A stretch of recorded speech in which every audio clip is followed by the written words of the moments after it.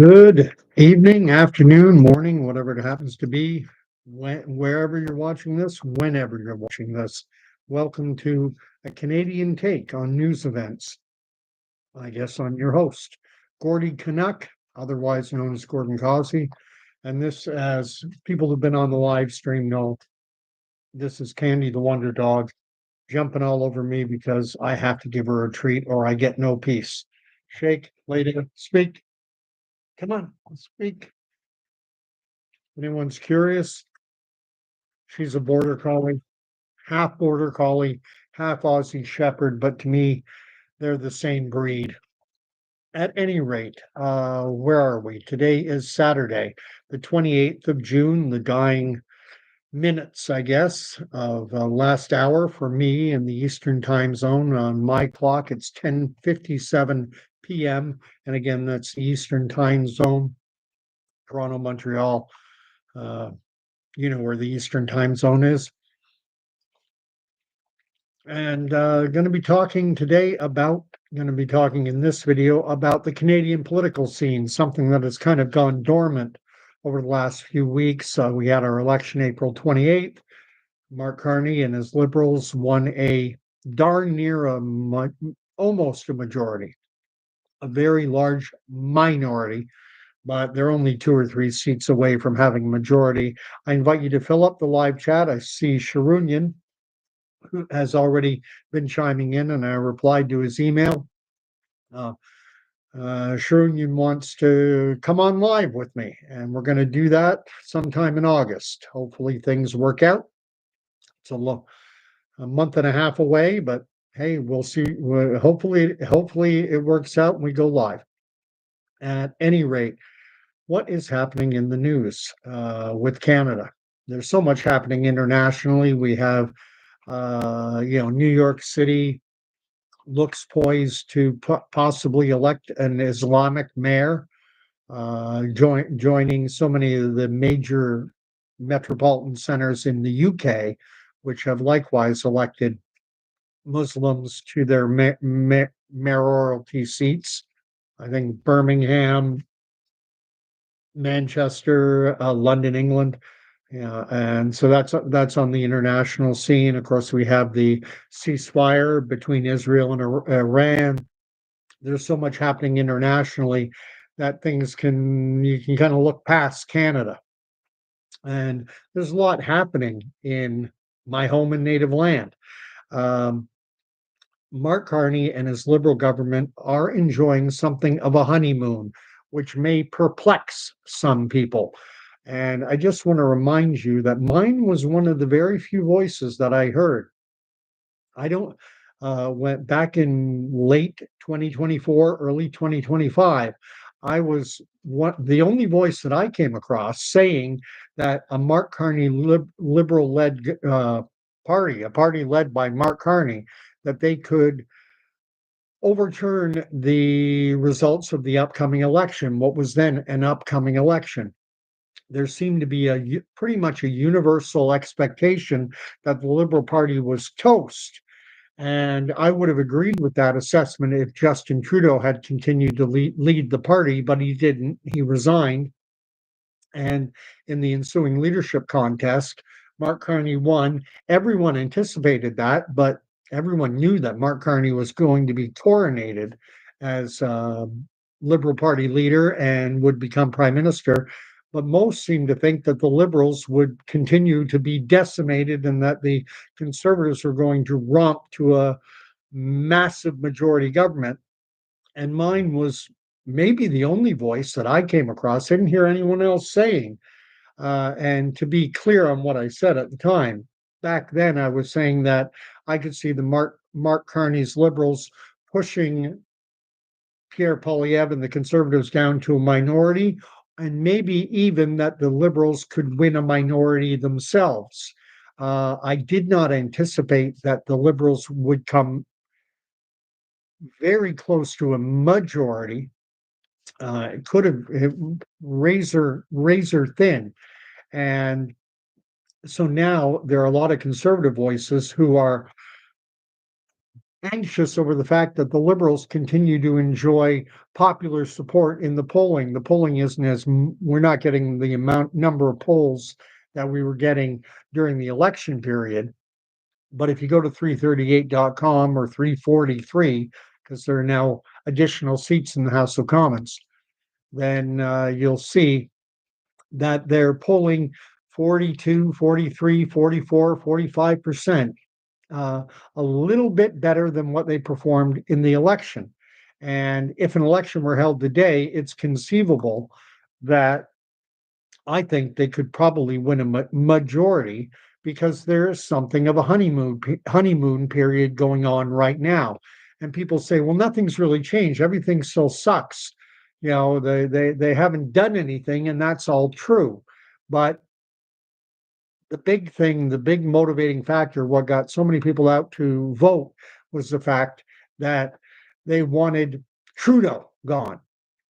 And the Liberals kind of took the wind out of the Conservative sails by getting rid of Trudeau themselves. They more or less forced him out. And so Canadians were thrilled.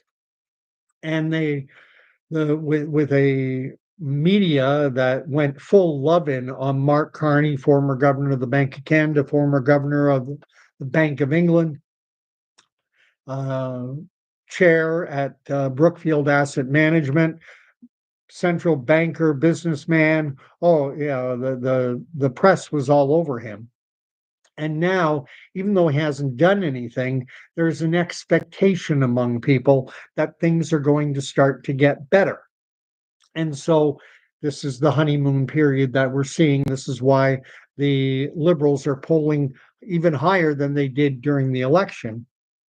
And we've already had one piece of legislation pass, and it had Conservative support, and that's this Bill C5, which is the Nation Building Projects Bill that will allow Mark Carney's Liberal government to fast track nation building infrastructure type projects. And there's speculation, hey, could that include a pipeline? Could we have a pipeline, Northern Gateway or Energy East? Could we have an LNG pipeline to Tidewater up in the Hudson's Bay? Could we finally get something built in this country, which during the 10 years of Trudeau's reign, I mean, Canada was just going down and down and down and down. The comment that I would make is right now, Mark Carney is sucking and blowing at the same time. He's being everything to everyone and nothing to nobody.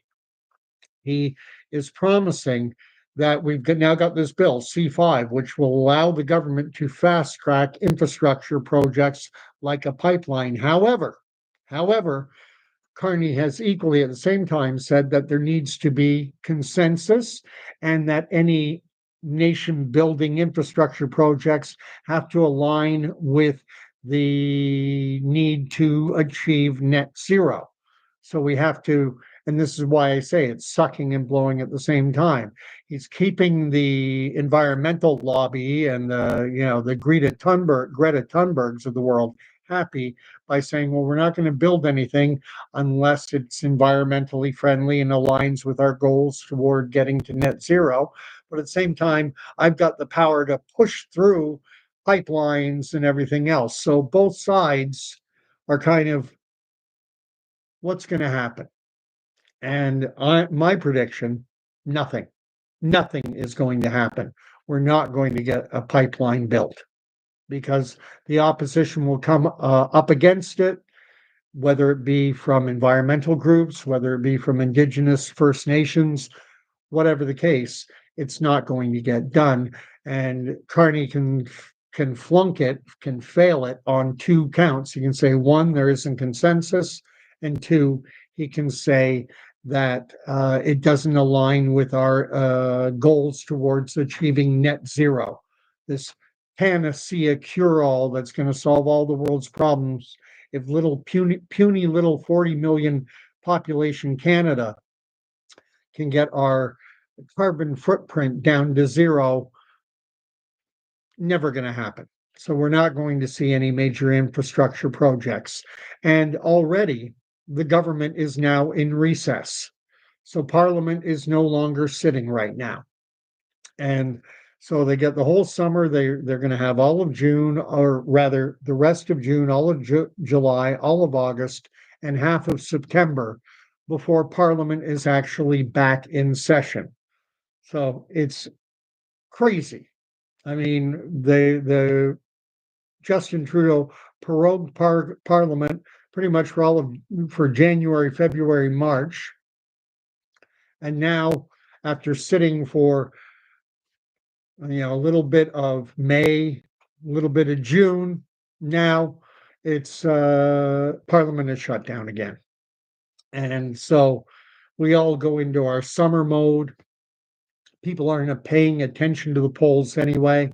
We wouldn't, if you're not a fan of the Liberal government's agenda and you want to see them defeated, now is not the time to go to the polls anyway. You want to go to the polls when you can win. We've got to give Mark Carney the rope that he needs to hang himself. It's that simple. And right now, everyone, a large chunk of the population is in wait and see mode, and they're willing to give Mark Carney the benefit of the doubt. And that is just, whether you like it or not, that is simply the reality of the situation. So there's where we are at the federal level. Now, there are things happening, even though Parliament isn't sitting. The government is poised to, within just a few days, end of this month, to bring into effect the digital services tax, which is going to cause companies like Amazon and Facebook, companies that are major billion-dollar companies that earn $20 million or more a year from Canadian consumers, that they have to start paying a tax to the federal government, and it's actually retroactive, I think, to 2022, a retroactive tax. And Donald Trump has used the imposition of this digital services tax as the impetus to say that all trade negotiations between Canada and the US are now off the table. And I guess it was yesterday he said in 7 days you're going to find out what your new tariff levels are. So much for elbows up. And we'll see what happens. And Sharunian is writing something a little not what I'm talking about right now, but he's concerned with doxing laws, how they've changed in Canada, and how doxing is now legal. I'm going to have to do some reading up on that, Sharunian. But at any rate, so that's I've covered Carney's honeymoon, C5. The big hot spot of Canadian politics right now looks to be Alberta. And I'm not in Alberta. I'm in Ontario, as referenced by that picture of the CN Tower over my shoulder. I'm southeastern rural Ontario, about 150 kilometers, 100 miles or so from Toronto to the east. But Alberta just on Monday had 3 by-elections, 2 that were in Edmonton and 1 that was in a rural area, I think in and around or in Red Deer. And the 2 Edmonton seats were previously held by the NDP, and they held on to them. The new leader of the NDP, former Calgary Mayor Nenshi, he was elected to the Legislative Assembly in Alberta. So he now gets to sit, and another Edmonton area riding, and the NDP won them handily. The other seat in and around, either in Red Deer or in and around that area, very rural, overwhelmingly elected United Conservative Party candidate, 60 odd percent of the vote. Well, there's something significant here, and that is the Alberta Republican Party. I'm not sure they're called the Republican Party of Alberta or the Republican Alberta Party, whatever they're called, Republican Party in Alberta. They ran a candidate, and they are running on a platform. Their major plank in their platform is separation Alberta separating from Canada and becoming an independent nation state. And they polled in and around 19% of the vote. And I'm I'm going to be somewhat bold. I don't think Alberta separation has a snowball's chance and you know where. The Alberta is not going to separate. I think they could maybe get up to 35, 36. About a third of the electorate could vote for separation, but I don't think it will ever get any higher than that. There's likely going to be a referendum on separation in Alberta. But I'm here to say that it's going to be 36% at most of Albertans voting for separation. And there are a ton of reasons why. And the biggest reason is that Albertans, the overwhelming majority, 2/3 or more of Albertans, it's the old devil you know. And as upset as they are with the way that Canada's operating, they're going to hold their nose and they're going to vote to stay in Canada. That is my prediction. And there will be a referendum because the threshold to have a referendum has been lowered. I forget the exact details on it, but I think they only need 10% of the ballots cast in the most recent provincial election. So, if 3 million Albertans voted in their most recent provincial election, then you only need 300,000 signatures. And the leader of this separatist movement in Alberta has said that he already has the required number of signatures to put it to a vote. And I think he probably does.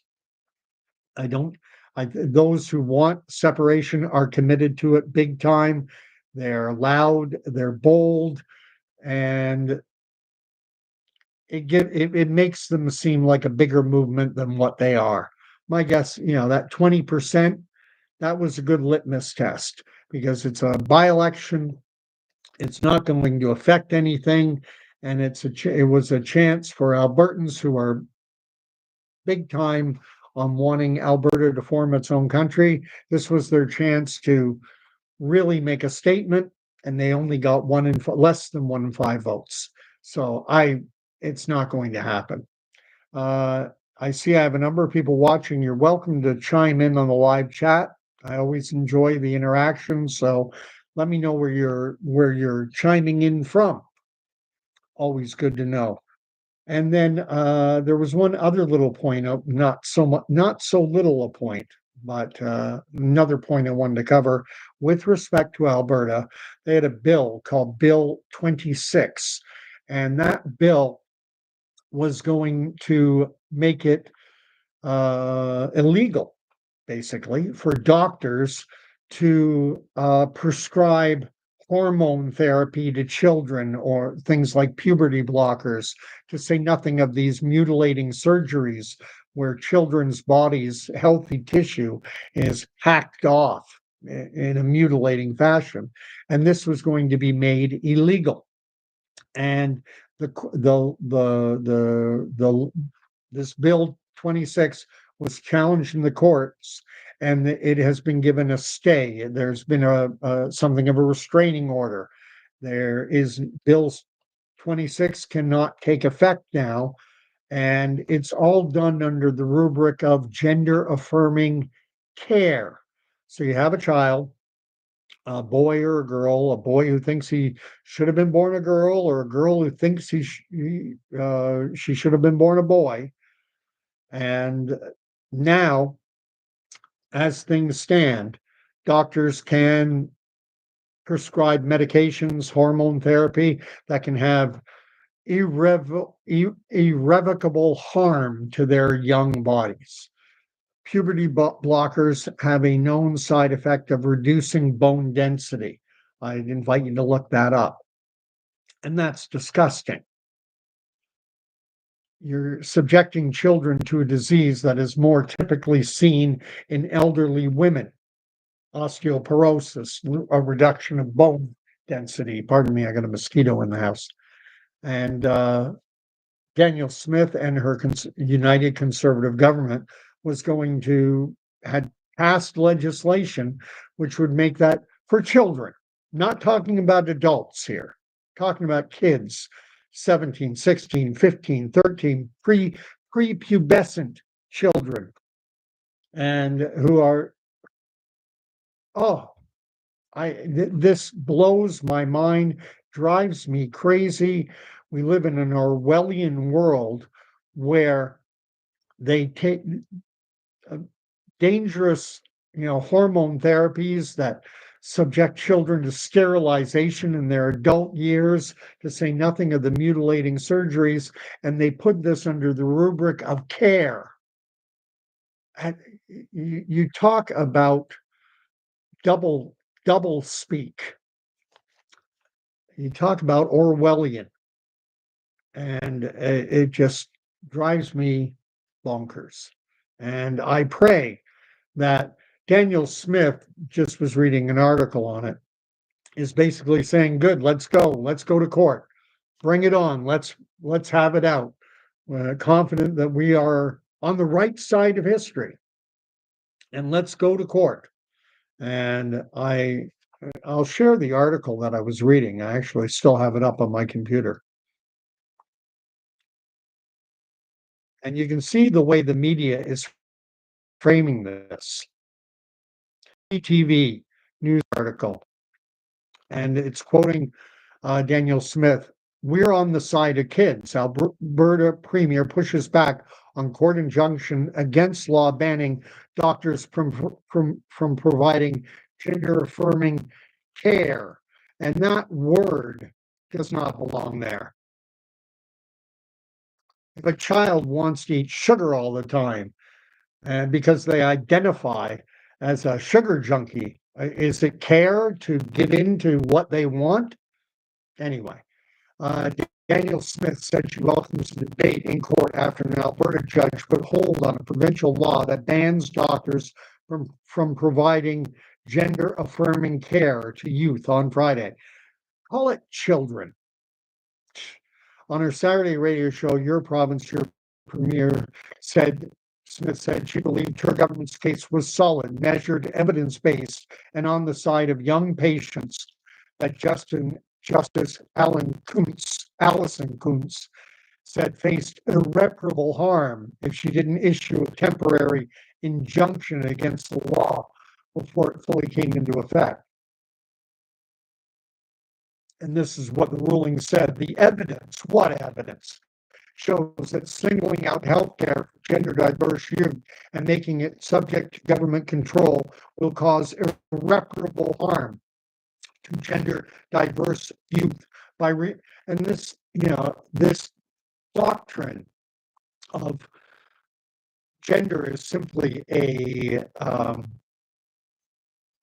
societal construct, and that it's completely divorced from biological reality, by scientific biological reality, that build a sandcastle in your head and now you want to move into it. And now we have pharmaceutical drugs that can be prescribed chain to chain to the industrial pharmaceutical complex that makes these puberty blockers and other medications.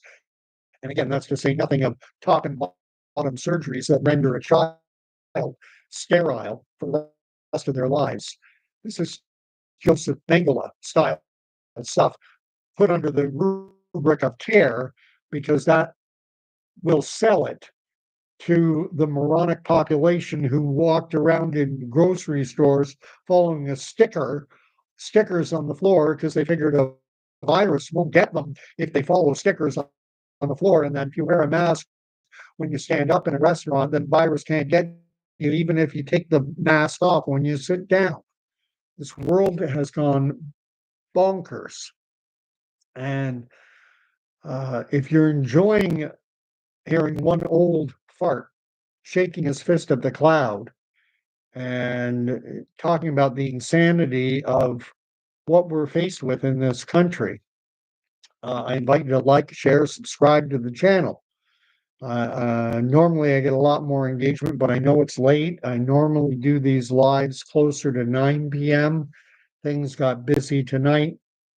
But I'm here to tell you that Canada is something of the tip of the spear on this Great Reset WEF agenda towards globalization, towards greater control on the population. And when you talk about control on the population, part of that control also involves ensuring that it doesn't go too high. And how do you do that? Trying to talk carefully because the algos on here are insane. How do you do that? One of the ways you can ensure that the population of the Western world continues its retreat is you ensure that kids growing up in Western developed nations, that they engage in lifestyles that don't promote procreation, or conversely, you engage in Joseph Mengele type medical interventions that will sterilize youth. And if anyone wants to try and tell me that this is just by accident, that this is just misguided, that it's, they're doing, they genuinely care about these kids, horse hockey. They don't care. Anyway, I've rambled. I'm going to keep this video short tonight. It's a Saturday night. I have been busy lately, so the channel has been quieter than it has been. Summertime, lots of things going on. There'll probably be, I go through spurts. I go through spurts where I publish a lot of content and then things wane and then they'll jump up again. But I welcome you to fill in the comment field down below. What do you think of the Canadian political scene? We've got enough problems in my own native Ontario where Doug Ford is, basically totally in bed with his developer friends. And I forget the name of the legislation in the province of Ontario, what the number of it is, but we'll see what happens with this crazy country.